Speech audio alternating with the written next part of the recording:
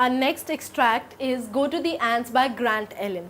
Here the author tries to explain us the concepts involved of various ants and the studies involved in why ants carry honey. So let's have a look at the summary. Honey ants.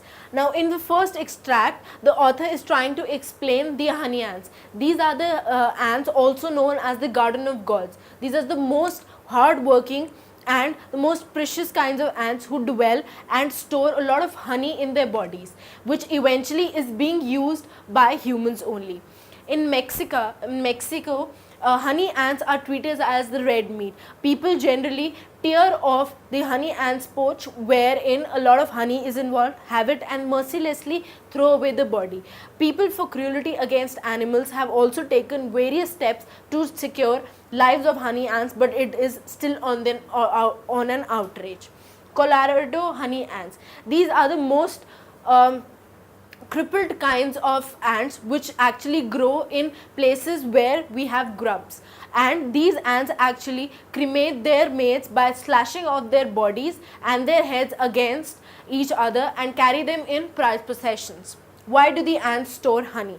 Ants actually store honey for their own purposes, as to utilize that energy when they do not get food or in times of floods or hibernation. But eventually this honey is being used by humans only. Harvesting ants. Harvesting ants are the most hardworking ants, as a single crop or a piece of barley is being carried out by 7 or 8 ants in a procession from one place to another for them to survive. Harvesting ants not just help you harvest the farmers in the seasons, but also help in autumn cropping as well. Agriculture ants. Now these are the most voracious, most deadliest and the most important ants available on the globe. These ants help us grow the various agricultural fields and help in growing orange, tea, coffee and barley. These ants not just help cripple from one place to another, but build cocoons around the crops that help or create a scenario wherein the other insects cannot come and attack the crop.